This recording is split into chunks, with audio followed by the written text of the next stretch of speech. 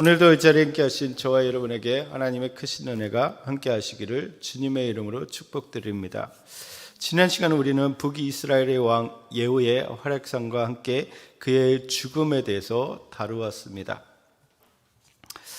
이를 통해서 하나님의 역사를 세밀하게 주관하시는 그 하나님의 섭리와 약속하신 바를 반드시 이루시는 하나님의 신실하심에 대해서 우리가 살펴봤습니다. 여러분, 이 땅을 움직이시는 분은 하나님이신 줄 믿습니다. 하나님의 뜻 가운데 우리를 움직여 가신다라는 거예요. 그러면 우리는 그 하나님의 뜻에 온전히 신실함을 가지고 믿음을 가지고 그 뜻에 따라가야 된다라는 것입니다. 그것이 우리가 중요합니다. 그래서 좀 맡겨드림이 우리에게 필요합니다. 정말 우리가 이해되지 않는다 할지라도, 우리가 설령 이 부분으로 해서 내가 고통받는다 할지라도 정말 하나님의 뜻에 우리가 맡겨드림, 그러니까 우리의 인생을, 우리의 삶을, 우리의 시간들을 맡겨드릴 수 있는 여러분 되시기를 바랍니다. 그러면 하나님께서 이 모든 부분들을 신실하게 이끌어 가셔서 하나님의 선하심을 이루어 가실 것입니다. 이제 오늘은 선지자 엘리사의 죽음과 그 죽음 전 남유다와 북이스라엘의 왕들에게 일어난 사건들을 다루고 있습니다. 먼저 11장 1절에서 3절을 보시면 유다 왕 아하시야가 죽은 후에 그의 어머니의 아달랴가 왕위를 차지하기 위해서 왕자들을 죽이는 사건들을 다루고 있습니다. 마치 이제 수양대군이 그 단종을 죽이는 것처럼 자기의 왕위를 위해서 어떻게 보면 자신의 아들들이니까 손자뻘 되는 그 아들들을 다 죽이는 거죠. 근데 그 와중에 제사장 여호야다의 아내인 여호세바가 자신의 조카이자 왕자인, 그러니까 아하시야의 누이가 되니까 그 조카인 요아스를 구출하게 됩니다. 그러니까 요시야를 구출하게 되는 거죠. 잠깐만요. 네.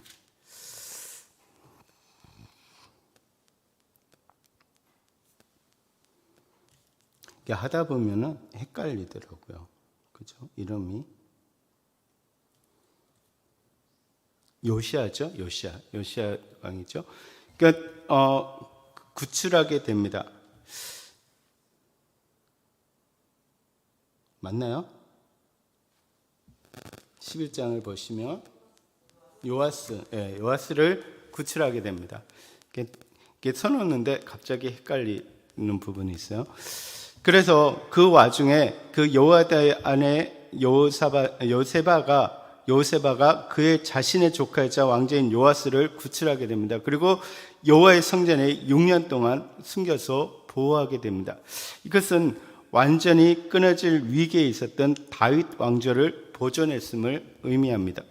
계속해서 보시면 제사장 여호야다가 군인들과 언약을 맺고 요아스를 그 왕으로 세울 계획을 세우게 됩니다. 그는 성전에서 요아스를 공개하고 왕관을 씌워서 왕으로 즉위하게 됩니다. 그러니까 지금 하나님께서 다윗의 혈통을 통해서 하나님께서 다윗의 그 왕조를 이어가시겠다고 약속을 했어요. 이것이 다윗 언약이에요. 근데 이 다윗 언약이 아달랴로 인해서 끊어질 그 위기 가운데 하나님께서 누구를 통해서? 요세바를 통해서 그 언약을 이어가는 것을 볼 수가 있습니다. 그러니까 하나님께서는 하나님의 약속하신 부분을 분명히 어떤 사람들을 통해서 분명히 그 약속을 이어가신다라는 것을 우리가 볼 수가 있습니다. 여러분, 우리가 하나님께 우리의 자녀들과 우리의 자녀의 자녀들까지도 하나님의 언약 가운데 맡겨두시면 하나님께서 분명히 우리와 언약한 대로 하나님께서, 우리는 볼 수가 없지만 그래도 하나님께서 그 언약 가운데 그것을 이루어 가신다라는 것을 우리에게 보여주고 있다라는 것입니다. 여러분 진짜 하나님께 한번 맡기시고 기도하시기 바랍니다.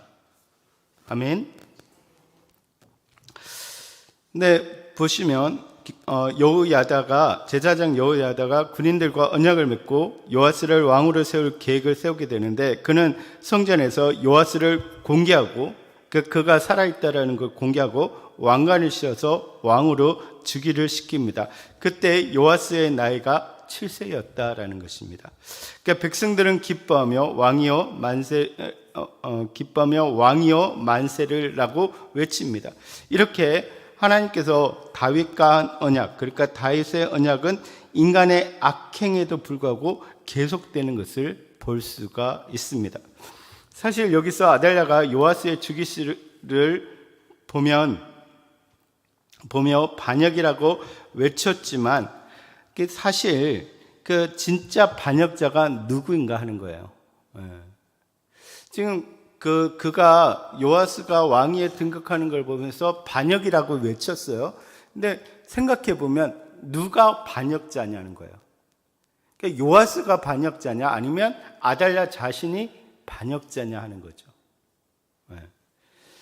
우리는 아달랴는 앞서도 보신 것처럼 정당한 왕권을 가진 왕자들 죽이고 자신이 왕권을 차지하고 정당한 왕권을 가진 요아스가 6년의 세월의 고통 속에 보낼 때 아달랴는 온갖 특혜와 쾌락을 누렸다라는 것입니다.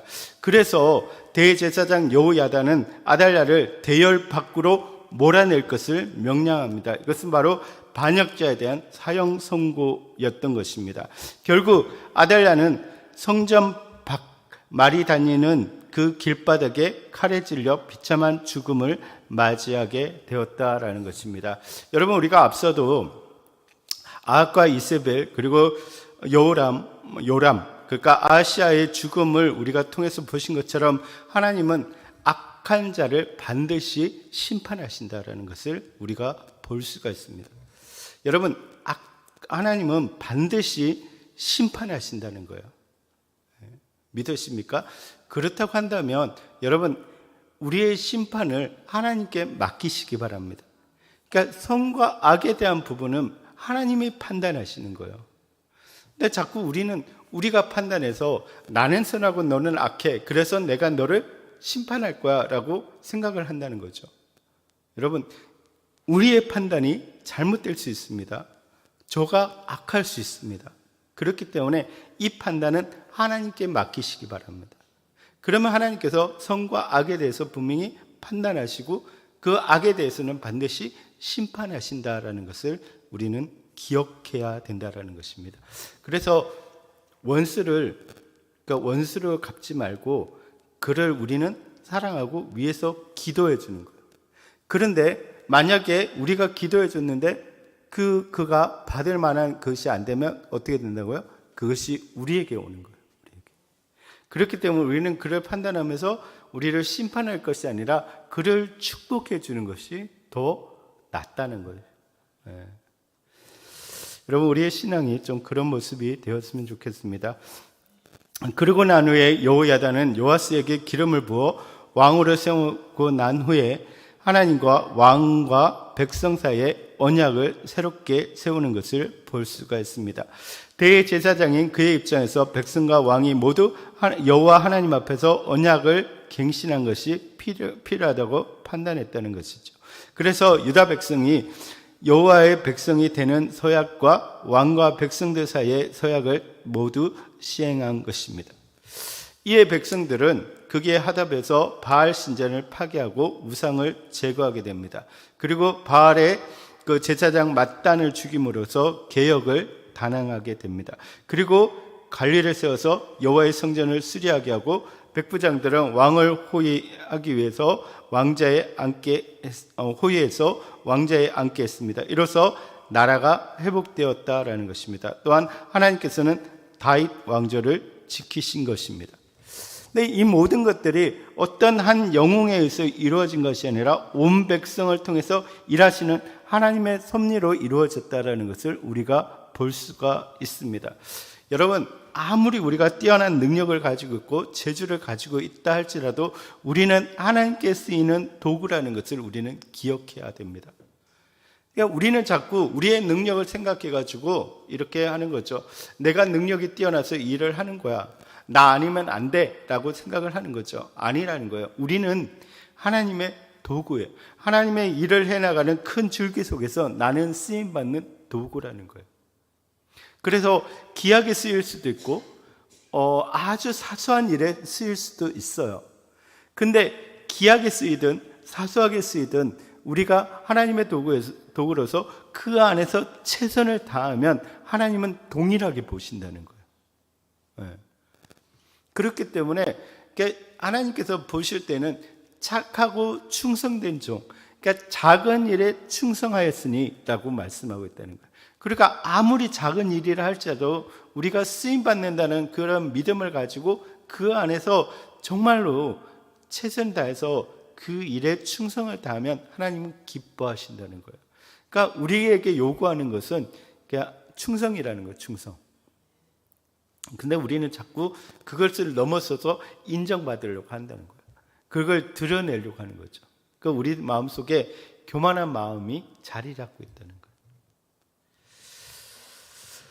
거예요. 또한 다윗의 왕조가 이제 회복되고 그 혈통이 이어지는 소망이 회복되다 보니까 백성들이 즐거워하고 온 땅에 평온이 찾아왔다라는 것입니다. 근데 여기에 보면 하나님을 향한 믿음이 회복되었을 때 나라가 회복되었고 민생이 회복되는 것을 볼 수가 있다라는 거예요. 그러니까 결국은 우리의 삶을 회복시키는 분은 하나님이시다라는 거예요. 그래서 진정한 삶의 회복을 위해서는 그 신실하신 하나님께로 우리는 돌아가야 되고 그와 관계가 회복되어야 된다는 거예요. 그렇다고 한다면 우리가 지금 일어나고 있는 일들을 우리가 바라보건대 전쟁이 일어나고 있고 정치, 경제 이런 부분들이 지금 굉장히 많이 혼란스러운 가운데 있고 또 우리 기독교 내에서도 많은 일들이 이렇게 일어나고 있는데 그러한 상황 속에서 하나님이 그 모든 일들을 통해서 우리에게 메시지를 주고 있다는 거예요. 그게 뭐냐면 돌아오라는 거예요. 돌아오라. 너희가 진짜 살고 싶으면 너희가 진짜 이 모든 부분에서 평강을 가지기를 원한다면 너희는 나를 찾아야 되고 너희는 나에게 돌아와야 돼라고 말씀하고 있다는 거예요. 그래서 어쩌면 지금 가장 필요한 것은 우리가 어떤 그 다른 무엇보다도 제일 먼저 정말 그 기도의 자리, 예배의 자리, 하나님과의 관계의 자리, 그 자리가 회복되는 거라는 거예요. 그게 됐을 때 그 모든 부분들이 바로 돌아올 수 있다는 거예요. 많은 사람들이 그렇게 이야기합니다. 어떤 사람들은 이 정치가 혼란하고 여러 가지 어려운 일들이 있을 때 그것을 비판하고 교회가 가만히 있지 말고 소리를 내야 된다라고 이야기를 합니다. 또 어떤 사람들은 정치에 관해서는 이야기하지 말고 그냥 교회는 교회로서 그냥 있어야 된다라고 이야기를 해요. 그런데 진짜 우리가 목소리를 내야 되는 것은 뭐냐 하면 우리가 하나님께로 돌아가자라는 거예요. 하나님께로 돌아가자는 거예요. 물론 우리가 보기에 잘못된 부분들이 분명히 있고 우리가 고쳐야 되는 부분들이 분명히 있어요. 그러니까 그게 대해서 우리가 어떤 선지자적 입장에서 이야기할 부분들은 분명히 있어요. 그런데 가장 근본적인 게 뭐냐면 우리 기독교인들이, 우리 그리스도인들이 진짜 하나님 앞에 바로 서 있는가 하는 거예요. 하나님 앞에. 그러니까 우리 목사님들이 진짜 하나님 앞에 바로 서 있는가 하는 거예요. 이게 중요하다는 거예요. 그래서 우리가 진짜 하나님 앞에서 해야 되는 것은 그러니까 이 자리에서 일어나서 하나님이 계신 그곳으로 가서 엎드려서 기도해야 된다는 거예요. 통회하며 자복하며 하나님 앞에 회개해야 된다는 거예요. 그럴 때 정말 이 땅이 새로워지는 거예요. 여러분, 진짜 부흥의 역사가 일어나기를 주님의 이름으로 축복드립니다. 우리 한 사람부터 부흥의 역사가 일어나기를 바랍니다. 진짜 저는 그렇기 때문에 사실은 저도 말을 못하겠어요. 근데 묻는 거죠.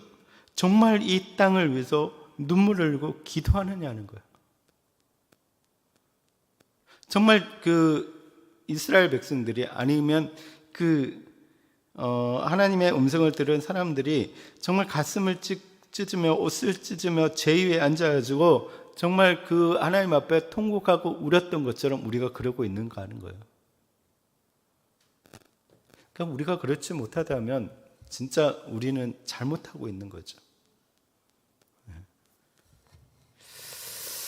이제 열왕기하 22장부터는 요아스가 본격적으로 신앙개혁을 하는 모습을 그리고 있습니다. 먼저 1절에서 3절 보시면 요아스의 통치 초기의 모습을 그리고 있는데, 요아스는 제사장 요야다가 살아있는 동안에 여호와 보시기에 정직하게 행하는 것을 볼 수가 있습니다. 그런데 문제는 뭐냐면 산당은 제거하지 못했다는 거예요. 그러니까 개혁을 해나가는데 그 중요한 부분에서 막히는 거예요. 이게 산당을 왜 제거하지 못합니까? 그러니까 장소가 부족하니까. 거기서도 뭘 드려? 예배를 드리니까. 그러니까 실제적인 문제로 인해서 이게 없애지를 못하는 거예요.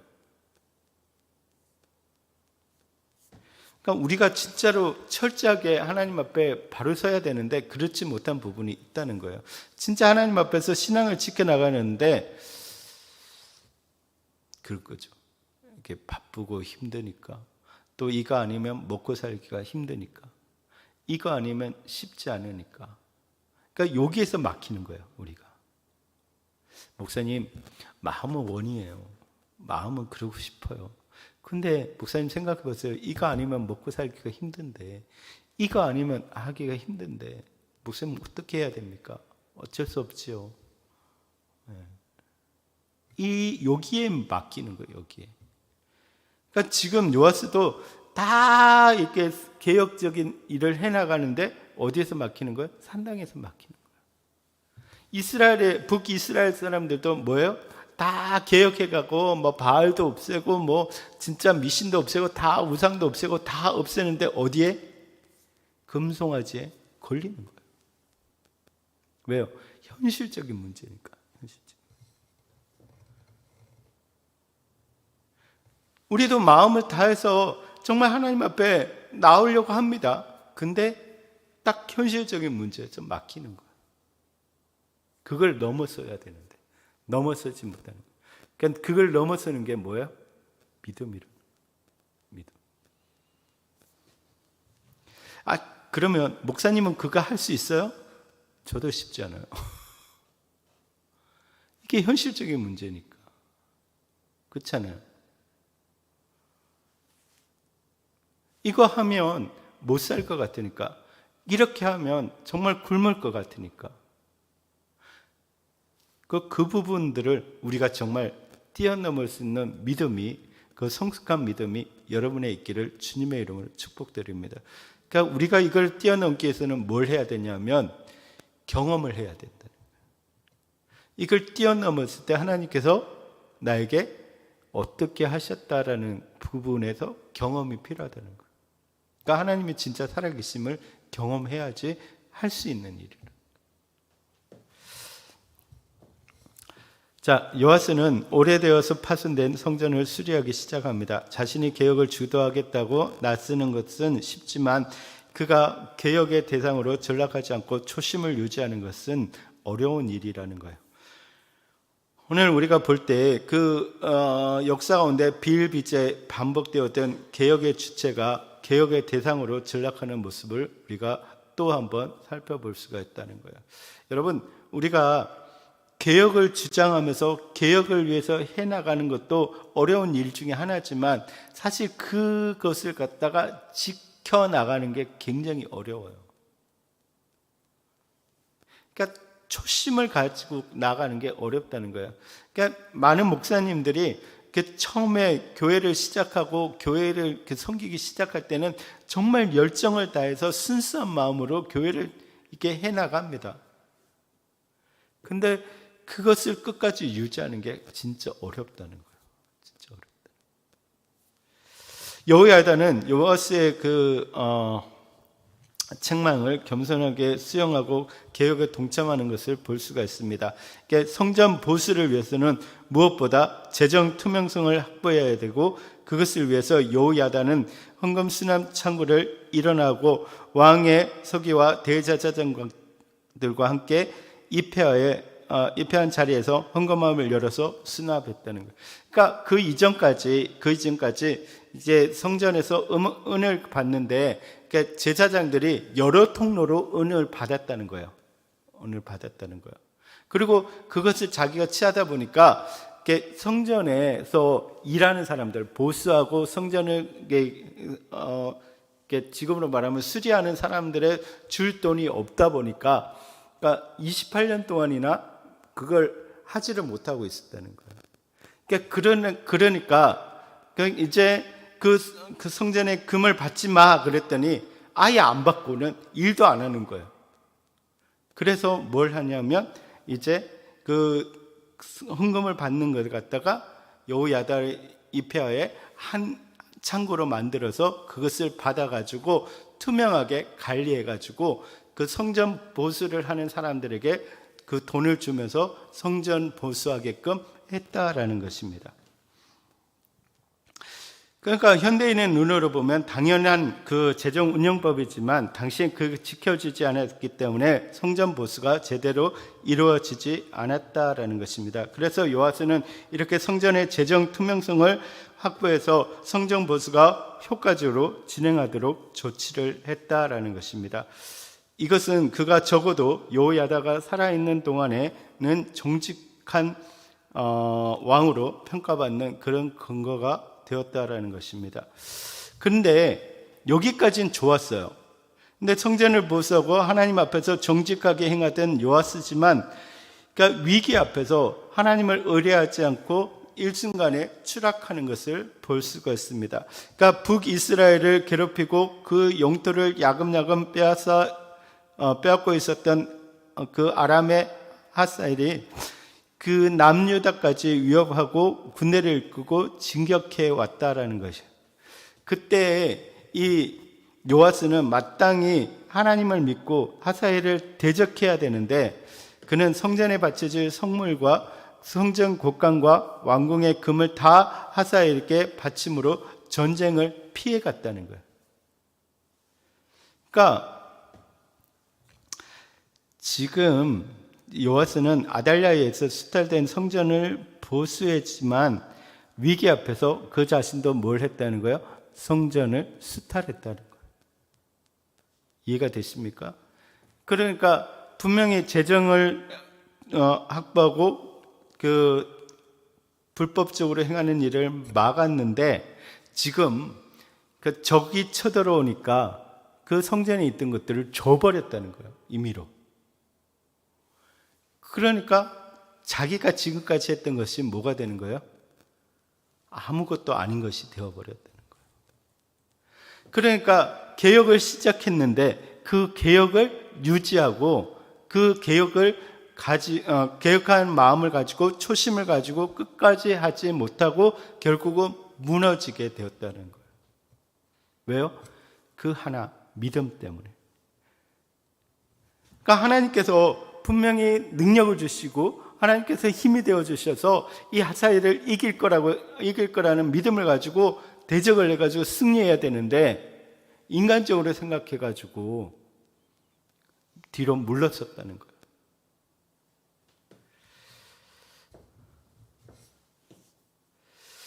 여러분, 이게 아까도 이야기했지만 이 하나를 넘어서는 게 굉장히 어려운 일이라는 거예요. 우린 처음에는 힘을 가지고 합니다. 힘을 가지고 나는 이렇게 살아야지, 믿음을 지키며 살아야지라고 생각을 하지만 어느 순간에 그 한계에 딱 다다르게 됐을 때 그것을 넘어서는 것이 중요한데 그러지 못한다는 거예요. 결국은 다 무너지게 되는 거예요.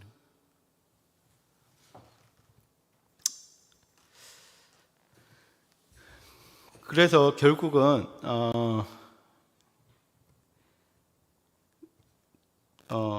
그것을 포기하게 되고 성전이 수탈당하게 되는 것을 볼 수가 있습니다. 그리고 그 와중에 대제사장 여호야다의 아들인 스가랴가 요아스에게 경고하고 심판의 메시지를 선포하다가 요아스의 지시에 의해서 죽게 되는 것을 보게 됩니다. 그래서 결국은 자기가 열심히 보수했던 성전을 도로 수탈하고 우상을 섬기다가 암살당하고 많은 것을 볼 수가 있습니다. 그러니까 결국은 개혁의 주체에서 개혁의 대상으로 추락하는 것을 볼 수가 있습니다. 그러니까 초심을 유지하지 못하고 과거의 올바른 길을 걸었다 하더라도 결국은 그러니까 그 단계를 넘어가지 못하면 타락하게 되는 것을 볼 수가 있습니다. 여러분, 개혁된 교회는 계속 개혁되어야 된다는 말이 있습니다. 그러니까 종교개혁을 입에 올린 자는 주님 앞에서 서는 날까지 그것을 놓치지 말아야 된다는 것입니다. 항상 개혁해야 되는데 그 개혁의 대상이 누구냐면 나라는 거야. 그러니까 내가 항상 하나님 앞에서 개혁되어져야 되는 거예요. 여러분, 개혁이라는 말이 뭐냐 하면 리폼이에요. 리폼, 영어로 말하면 다시 그 원래의 모습으로 돌아가는 거예요. 그러니까 계속해서 초심을 유지하고 하나님 앞에서 바로 서기를 유지하기 위해서 날마다 그 방향들을 이렇게 맞춰가야 돼요. 여러분, 우리가 운전하다 보면 핸들대가 이렇게 가만히 있는 것 같지만 항상 움직여요. 이렇게 움직여요. 가만두면 딴 데로 가버려요. 그러니까 항상 이게 미세하지만 잡아줘야 돼요. 잡아줘야지 바로 갈 수 있다. 그러니까 우리의 신앙도 마찬가지는 거예요. 우리의 신앙도 가만두면 딴 데로 가버려요. 조금씩 이래가지고 가버려요. 그러니까 항상 잡아줘야 돼요. 그래서 바울은 뭐라고 이야기합니까? 날마다 자신을 쳐서 복종시키는 거예요. 잘마다 자기를 치는 거예요. 그리고 바로 가게끔 하는 거예요.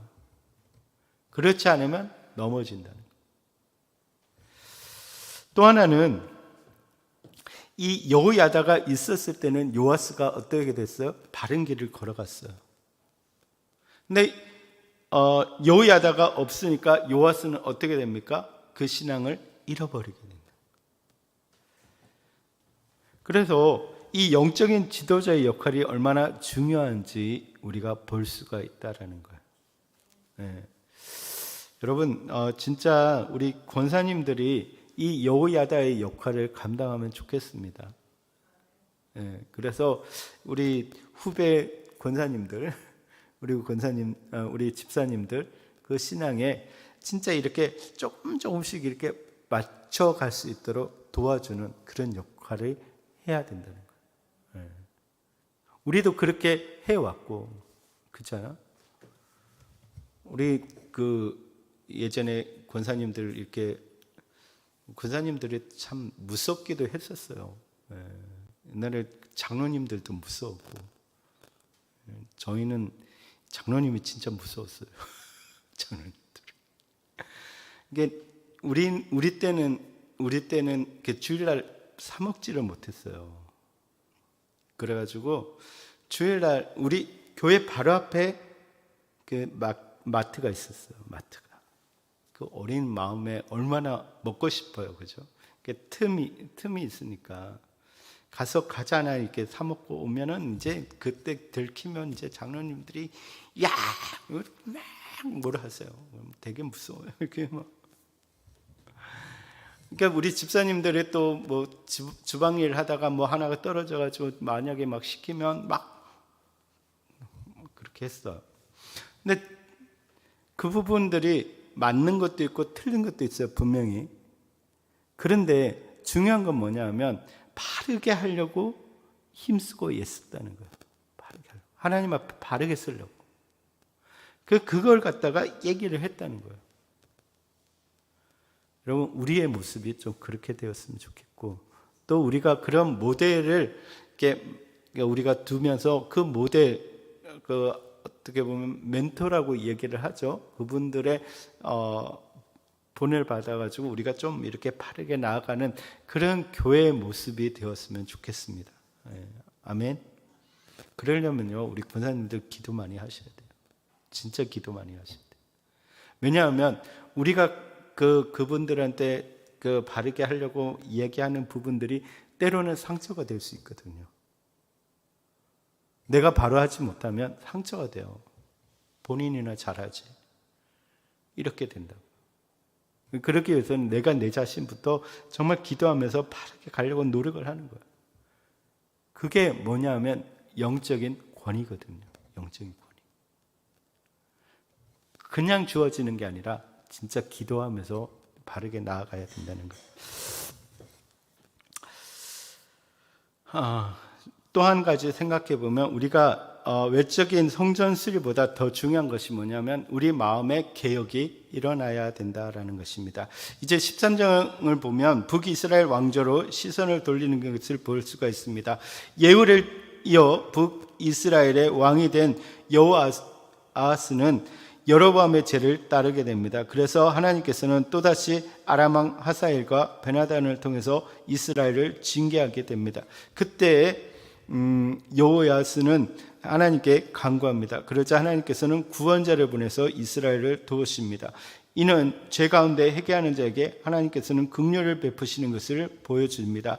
그런데 그럼에도 이스라엘 백성들은 우상 숭배를 완전히 버리지 않는 것을 보게 됩니다. 그리고 여호아스의 뒤를 이어서 왕이 된 요아스 이렇게 두 가지로 부르는데 그 역시 여로보암의 죄를 따르는 것을 볼 수가 있습니다. 그러니까 북이스라엘의 영적인 타락이 계속해서 반복적으로 일어나는 것을 볼 수가 있습니다. 이러한 배경 속에서 엘리사는 이제 자신의 죽음을 앞두고 마지막 사역을 하게 됩니다. 여호야스가 그 엘리사를 오게 되는 거죠. 그러니까 엘리사는 자신을 찾아온 여호아스에게 그 화살을 소개하며 아람에 대한 그 승리를 예언하게 됩니다. 그리고 땅을 치게 하는데 왕은 땅을 3번만 치니까 엘리사는 더 치지 않은 것을 안타까워하는 것을 볼 수가 있습니다. 만약에 5번, 6번을 쳤다면 아람에 대해서 완전한 승리를 얻을 것이라고 말하고 있습니다. 그러니까 하나님께서 기회를 줬는데 믿음이 없어가지고 3번만 쳤다는 거예요. 그 결과 이스라엘은 아람을 3번만 이기게 됩니다. 그리고 이제 엘리사가 죽고 난 후에 그의 무덤에 던져진 사람이 엘리사의 뼈에 닿자 살아나는 기적이 일어나는 것을 볼 수가 있습니다. 근데 이는 하나님의 능력이 이 선지자 죽음 이후에도 계속되는 것을 볼 수가 있습니다. 그러니까 엘리사의 능력이 엘리사에게 나오는 것이 아니라 하나님께로부터 나오는 것을 우리가 볼 수가 있다라는 것입니다. 여러분, 능력은 하나님께 나옵니다. 그죠? 우리는 도구입니다. 그러니까 우리가 하나님께 기도해야 되는 것은 내게 능력이 나타나도록 기도하는 것이 아니라 하나님 나를 하나님의 도구로 사용하여 주십시오라고 기도해야 된다는 거예요. 근데 마지막 15장 22절에 13장 22절에서 25절은 하나님께서는 그 아브라함과 이삭과 그리고 야곱과 맺은 언약 때문에 이스라엘을 완전히 멸하지 않으셨음을 이렇게 기록하고 있습니다. 이게 정리를 하면 하나님께서는 그 다윗과의 언약, 그 다윗 언약, 그러니까 다윗의 후손들로 다윗 왕정을 이어가겠다고 하는 그 다윗 언약을 하나님은 신실하게 지키시는 것을 우리가 볼 수가 있습니다. 여러분, 약속을 신실하게 지키시는 그 하나님을 온전히 우리가 믿고 그 맡길 수 있는 우리의 모습이 되시기를 주님의 이름으로 축복드립니다. 또 하나는 지도자의 신앙이 공동체에 영향을 준다라는 거예요. 여러분, 우리 한 사람 한 사람이 영적인 리더라는 사실을 우리는 분명히 기억해야 기억하시기 바랍니다. 특별히 이렇게 수요일 날 나올 수 있는 분들은 영적인 리더의 역할을 감당하실 수 있는 분들이기 때문에 여러분들이 정말 이 공동체에 많은 영향력을 준다라는 것을 우리가 기억하면서, 그렇기 때문에 더 조심해야 된다는 거예요. 더 조심. 더 하나님 앞에 바르게 나아가려고 몸부림을 쳐야 된다는 거예요. 또한 세 번째는, 그러니까 하나님의 긍휼하심은 우리의 실패에도 불구하고 그 실패보다 크게 역사하신다라는 것을 말씀하고 있습니다. 그러니까 보시면 이게 북이스라엘이 계속해서 반복적으로 하나님 앞에 범죄합니다. 그게 여로보암의 죄를 계속해서 따르는 거죠. 그럼에도 불구하고 하나님은 그 하나님의 언약 때문에 그들을 돌보아 주신다는 거예요. 그게 하나님의 긍휼하심이라는 거예요. 사실 우리 자신을 보면, 만약에 하나님께서 우리 자신을 보면서 하나님의 잣대로 계속 심판하신다 그러면 우리는 몇 번 죽을까요? 수도 없이 우리는 하나님 앞에서 심판당할 수밖에 없을 겁니다. 그럼에도 불구하고 그 그리스도를 믿는 그 믿음 때문에 그러니까 우리에게 긍휼을 베푸신다는 거, 긍휼을. 우리가 오늘 이 말씀들을 기억하면서, 여러분, 사실 저도 이게 성경을 보지만 이게 2장 3장 이렇게 하다 보면 헷갈려요. 막 누구의 아들이요? 이 사람이 이 사람인지 저 사람이 저 사람인지 헷갈려요. 특별히 한글 성경을 이렇게 보면, 한글 성경은 그 명사가 정확하게 이렇게 주어 동사가 잘 되어 있지 않아요. 그래서 진짜 이 사람인지 저 사람인지 헷갈릴 때가 있어요. 분명히 있어요. 근데 우리가 그럼에도 불구하고 이 말씀을 우리가 보면서 생각되는 건 뭐냐면, 이 역사를 이끌어 가시는 그 하나님의 신실하심과 주권, 그럼 우리가 그것을 바라볼 수 있어야 돼요. 그래서 한번 다시 읽어보시기 바랍니다. 읽어보시고 그 말씀을 이렇게 붙잡고 깨닫는 대로 행할 수 있는 우리의 모습이 되기를 주님의 이름으로 축복드립니다.